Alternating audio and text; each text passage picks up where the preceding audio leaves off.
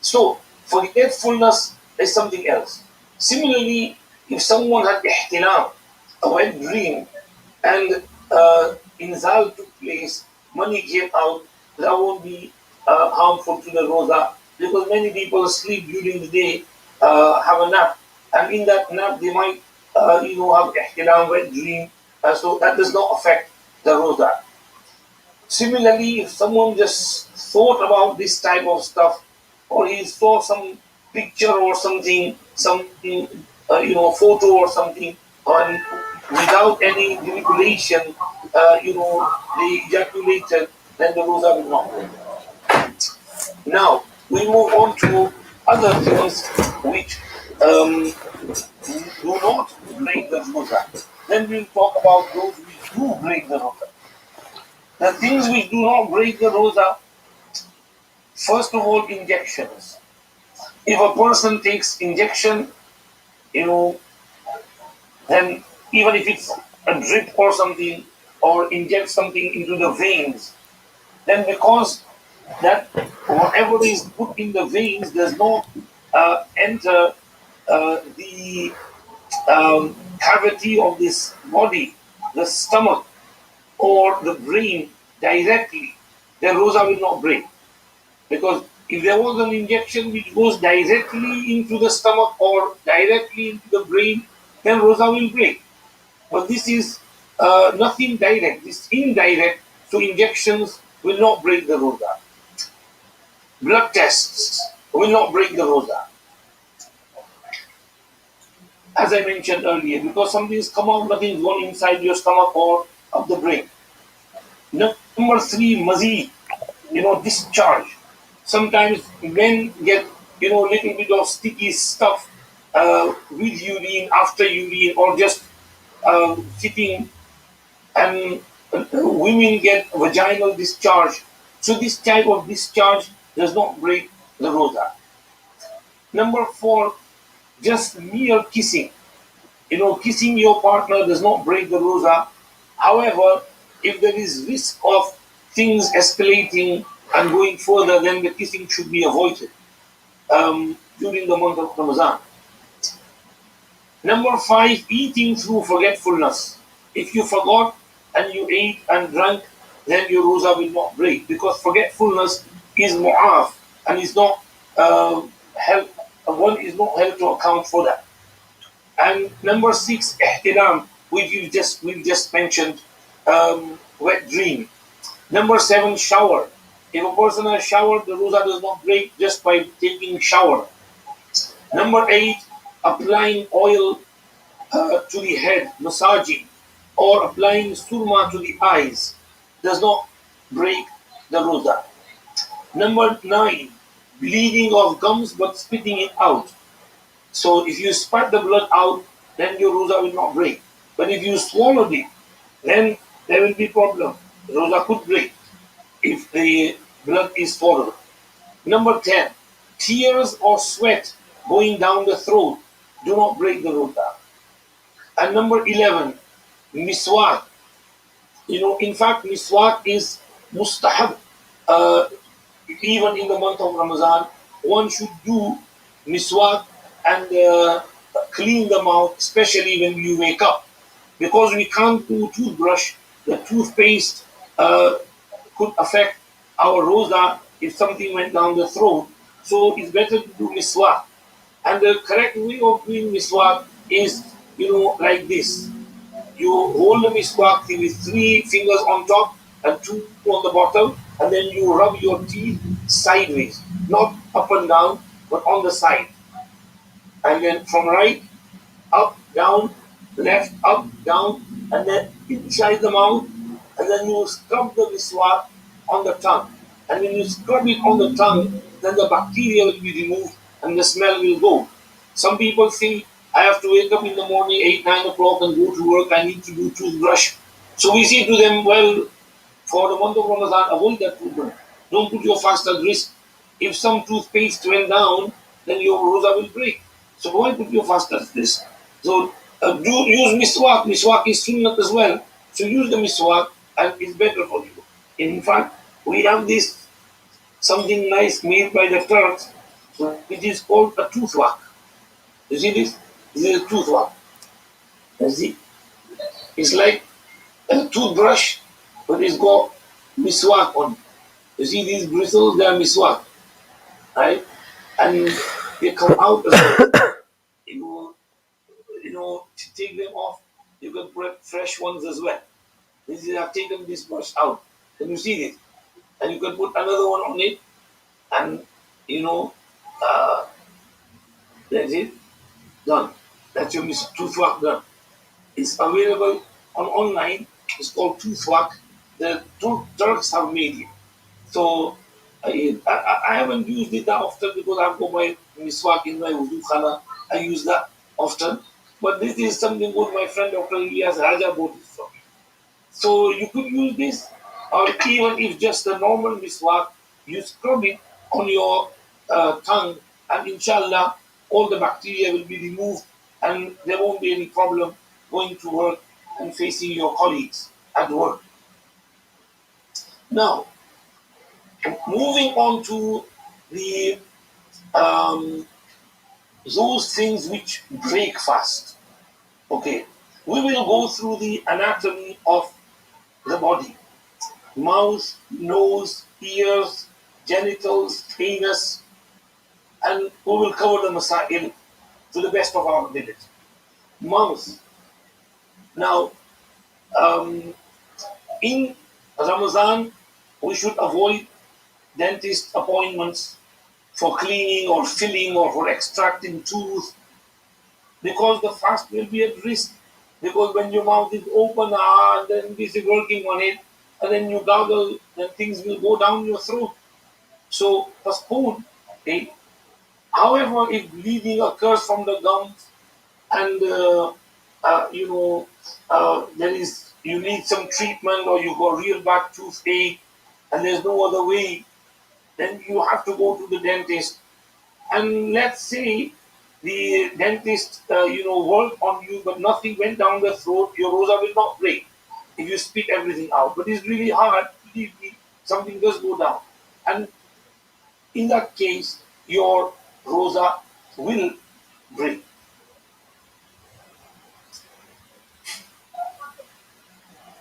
You could ask the dentist for appointment at night if he's a Muslim dentist, a friend of yours, and after iftar, night time, and he can operate on you at night time.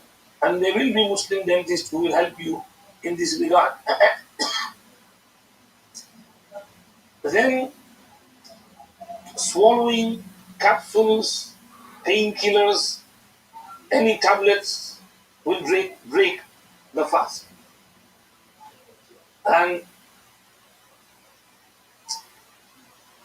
if some medicine is in liquid form and it's a tiny drop, and it is placed under the tongue and it dissolves over there, nothing goes down the throat, then because only those things break which go down the throat, and this is not going down the throat.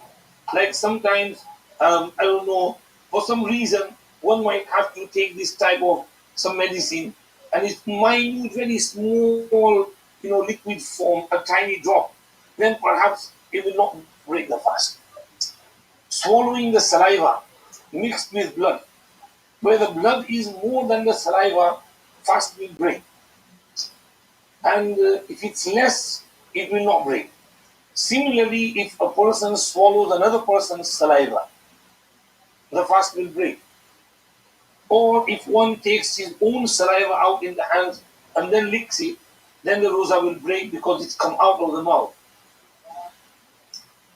If something edible was stuck between the teeth, one should spit it out. This might happen in the morning after suhoor and fajr time after fajr. Now, if you swallowed it without taking it out of the mouth, and it was smaller than the chickpea, the fast will not break. If it was larger or smaller, but you took it out in the hand and then put it back into the mouth and swallowed it, the fast will break. If there was some wetness left in the mouth after gargling and throwing the water out, and that wetness went down the throat with the saliva, the fast will not break. If someone swallowed a stone, mud, metal, or anything that is not edible, the fast will break. However, if one was yawning, and a fly or a mosquito went down the throat, then this is unintentional, it will not break the fast. Similarly, if particles of miswak remained in the mouth, and despite trying to clean everything and throw everything out, some particles went down the throat, then it will not break the fast. The fast will break by water going down the throat while gargling, even if it's by mistake. So, this is very important to remember when doing wudu or ghusl. We should gargle lightly. Hadith says, وَالِغْ فِي الْمَضْمَضَةِ إِلَّا أَن تَكُونَ صَائِمًا. Gargle thoroughly unless you are fasting, then you have to do it light. So because of that, Imam Abu Hanifa is of the opinion that if water went down whilst gargling the mouth, it will break the fast. If someone was forced to eat or drink by an enemy or due to fear of life, or one fell ill whilst fasting and doctors administered some medicine on him, the fast will be broken. Only qaza will be necessary, not kafara. Chewing gum. If one chews a gum or pan or tobacco or niswar, then this will break the fast. If someone was chewing pan at Sehri time and fell asleep with the pan in his mouth and woke up after Subh Sadiq with the pan in his mouth and perhaps that thing going down his throat, then his fast will not be counted. He will have to redo the roza. If someone gargled after having pan, but some reddish color was left on his tongue and it went down the throat with the saliva, this will not break the fast. Blood from nosebleed which goes down the throat will break the fast. Smoking. Smoking is not a good thing. You should try and give it up in Ramadan. It's a good time to give up smoking. But let's say someone did smoke hookah or shisha or cigarette, the fast will break, qaza will be necessary. In some cases, kafara also necessary. There is difference of opinion with regards to kafara.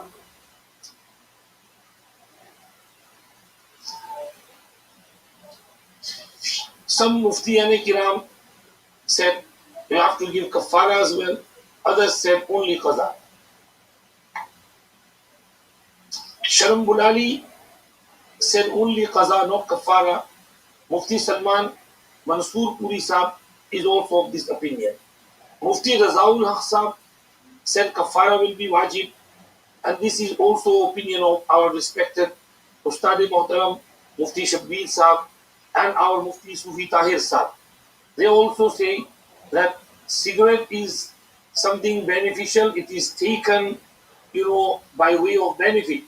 So if someone smokes cigarette deliberately whilst fasting, his roza will break and he will have to keep qaza and give kafara as well.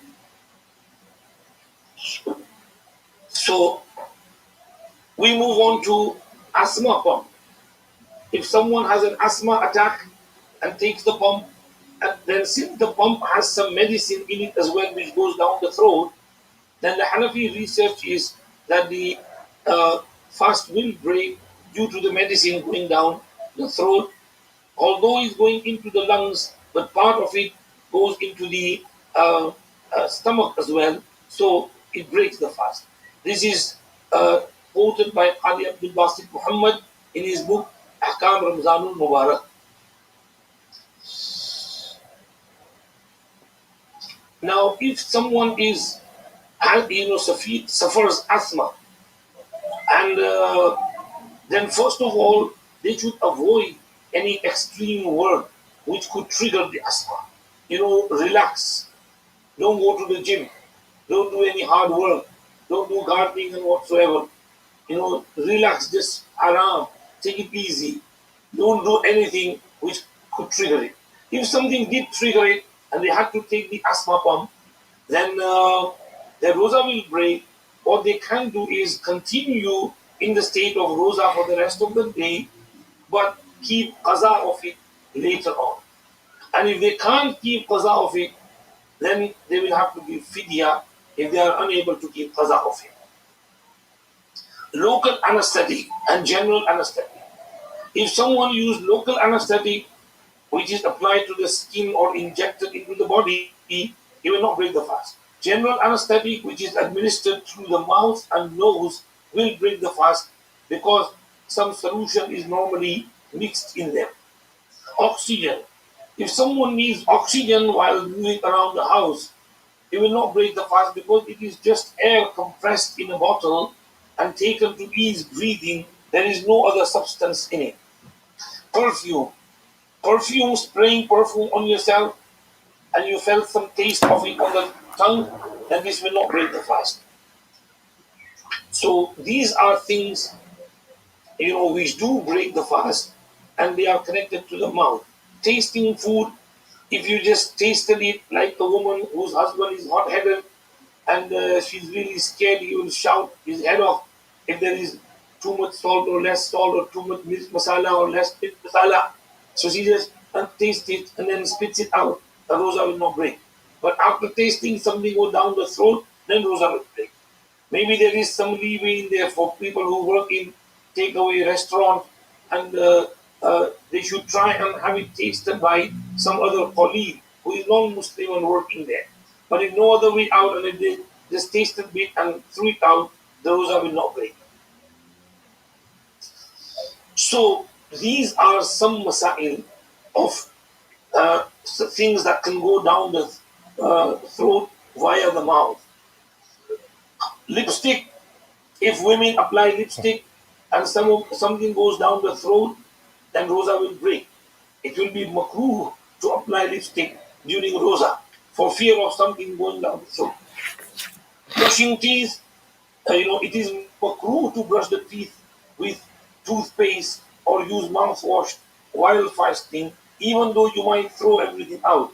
This is because the taste of the toothpaste and the mouthwash, goes on the tongue and there is risk of it going down the throat. Why put your rosa fast at risk? Don't use toothbrush and with toothpaste on it. If just toothbrush was used without paste, there could be a leeway because it will be like miswak. It's best to use miswak during the Ramadan and Rosa time. Next, from mouth, we move on to nose. If one was cleaning nose in wudu or ghusl and he pulled the water up his nose so hard that it went down the throat, his fast will break. If one snuffed some medicine up the nose or sniffed some drugs or glue, etc., the fast will break. If one used bukhur and deliberately took smoke up his nose, his fast will break. If it was not deliberate, like the woman who was cooking in the kitchen and there was smoke in the kitchen, there is no deliberation in there, that will not break the fast. Because if our kitchens are sophisticated, in the poor countries, there are small kitchen laundry, and over there when they're making, there's lots of smoke and there's no extractor fan there. So the ladies, they still have to cook it, so their rosa will not break. If someone had flu and put some Vicks in a bucket of hot water and inhale the steam into the nose by covering the head with a towel or something, fast will break. So steaming does break the fast.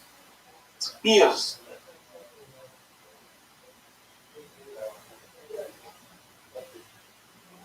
If someone was to put some medicine, eardrops, oil inside the ears, the general rule of Mufti al-Kiram is that it will break the fast. Because the substance could travel up to the nose, could travel through the eardrums up to the brain and break. Though recently, and this is in the books of Hidayah, من احتقن أو استعطى أو أخطر في أذنه أفطر ولا كفارة عليه. Hidayah, Volume 1, page 220. Recent research of the Rafisab, and some said that eardrum becomes a barrier. It does not let the medicine travel up to the brain, so it will not break the fast. However, there is a little bit of hesitation in there because sometimes, we are cleaning the nose with earbuds, so cleaning the ears with earbuds, and something, if it's a sharp object like a pen or something, that it could tear that eardrum without us even noticing. And if you apply medicine, then that medicine could travel up there. There is risk. So we'll stick to the old mas'ala, which is in Hidayah and everywhere. If someone was having a shower or jumped into a swimming pool and water went down the ears, that will not break the fast because there is no deliberation in there. Only medicine and deliberate appliance of oil or something will break it. Eyes. If someone applied eye drops or artificial tears to the eyes, this will not invalidate the fast because there is no direct passage from the eyes to the stomach or the brain. Surma will not break the fast even if the taste goes on the throat or the color appears in the saliva because the hadith said Nabi Pak sallallahu alaihi wasallam applied surma while fasting. And Aisha قالت ابتحل رسول الله صلى الله عليه وسلم وهو صائم. Then private parts. Sexual intercourse break fast as we mentioned earlier. Whether ejaculation takes place or not is irrelevant. Both parties will have to keep qaza and give kafara as well. Masturbation breaks the fast. Only qaza is necessary, not kafara, because deriving of pleasure is not full in there. It will only be full if there are two parties involved. So just masturbation will break the fast, but kafara will not be necessary. The act in itself is makruh tahrimi according to Hanafi research, as Allama ibn Humam has stated in Al-Qadir, so it should be avoided. And also homosexuality, any other type of thing, breaks fast. A woman masturbating, her fast will break as well. Anything that goes inside the vagina will break the fast. If there was smear test and some gel was applied, the fast will break. If not, then it will not break. The detailed masala is in our book and can be taken from there. Catheter. If someone had, if a man, a male, had trouble passing water and catheter was inserted into the bladder, the fast will break or not. Imam Abu Hanifa, Imam Muhammad rahmatullahi alayhima are of the opinion that his fast will not break because there is no direct passage between the urethra and the stomach. Therefore, the fast will not break. Imam Abu Yusuf was of the opinion that it will break. So we have to be careful in there. Use the catheter at night time if possible. If a woman was to insert catheter or some medicine in the vagina, the fast will break due to the direct passage to the stomach. Anus.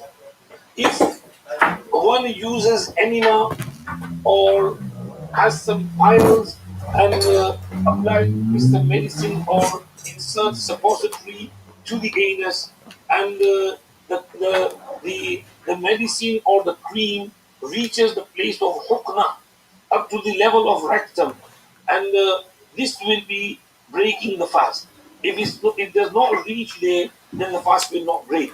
If someone does istinja and with water and rubs the water into the anus for cleaning, it will not break the fast because the water does not travel up to the hukna, the level of rectum, so it will not break the fast. So these are some masail with regards to breaking of fast. We have covered the mouth, the nose, the ear, the genitals, the anus. The rest of the body, if someone had an open wound in the abdomen or the brain and applied medicine which went inside, the fast will break and qaza will have to be kept. If someone had an operation in Ramadan, if nothing reached inside the stomach or the brain, the fast will be okay. Otherwise, if general anesthetic was administered, then the medicine goes inside, the fast will break.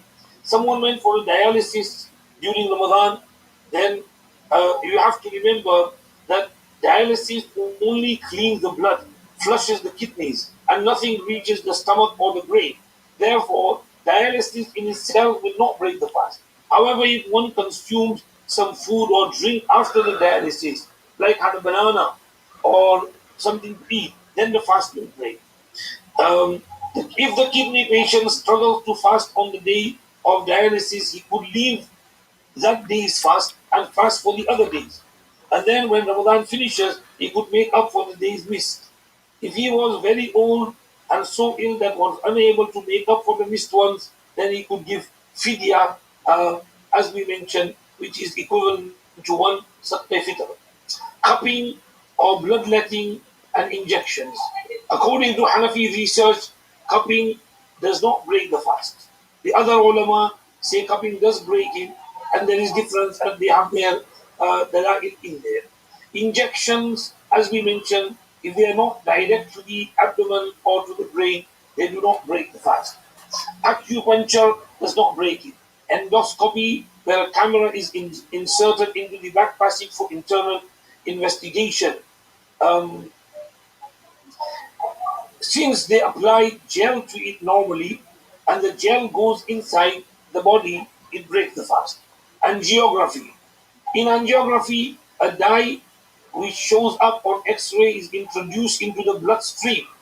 The principle of fiqh supports that it should not break the fast as nothing directly reaches the digestive system. However, if medicine has to be used, it is better to avoid it during fasting days unless it is extremely necessary to saving one's life. Laparoscopy. An instrument is inserted through a small incision into the abdomen to examine the abdominal cavity or to perform operations. Since it enters the abdomen and normally lubricant is applied to the instrument, it will break the fast. Taking biopsies or samples from the liver or other organs does not break the fast as long as this is not accompanied by the administration of solutions or other substances. Gastroscopy does not break the fast provided it is not accompanied by administration of solutions or other substances. However, gastroscopy always needs a local anesthetic spray for the back of the throat, and if this is swallowed, which is nearly in all cases, it will then break the fast. Endoscopy. This would be via the mouth, which is called gastroscopy, or via the anus, which is called colonoscopy. It would normally break the fast. Nicotine patches. If a smoker uses nicotine patches, it will not break the fast. This is clear because they are applied to the skin and there is no direct penetration to the stomach or the brain. Kafara. When kafara is necessary, how much kafara should be given, these masail are later on mentioned. So these are things which break or do not break the fast. Keeping these things in mind, we also have to understand that there are certain things which are makruh while fasting.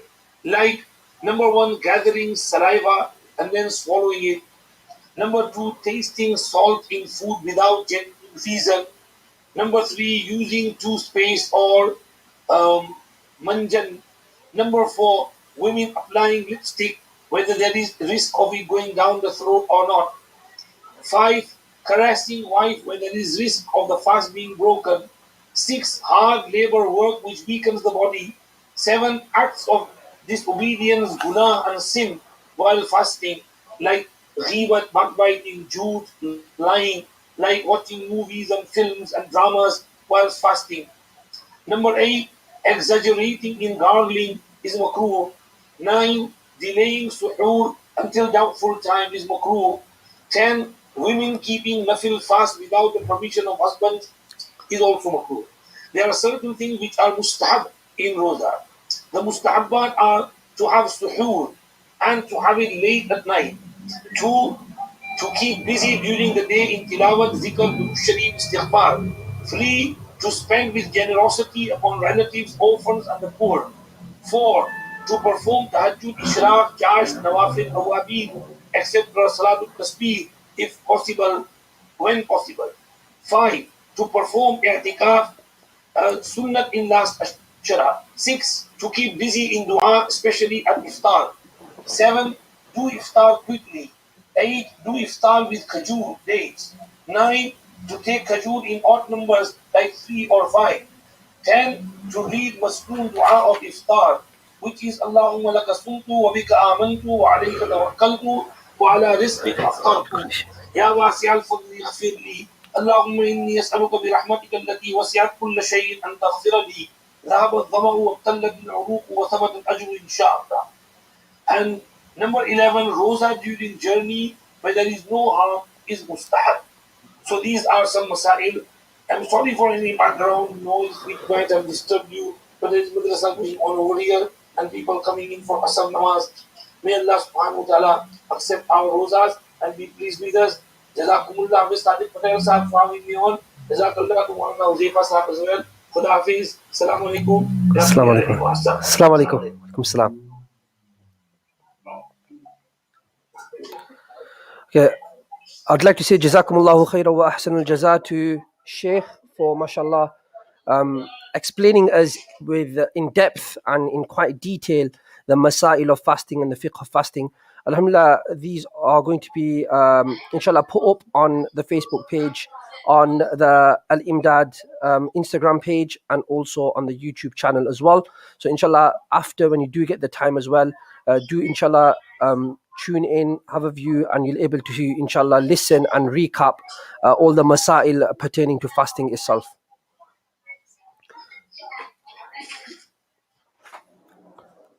I think we're just gonna. I think Sheikh's got now. Yeah.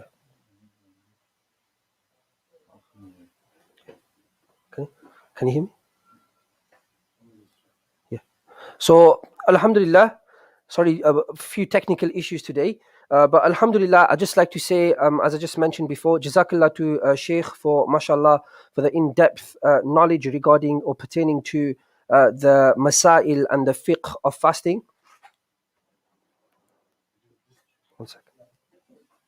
So we've just got some technical issues with the voice. We're just resolving.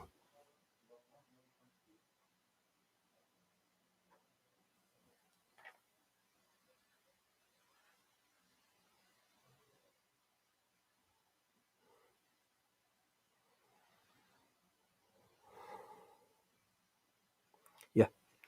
Okay.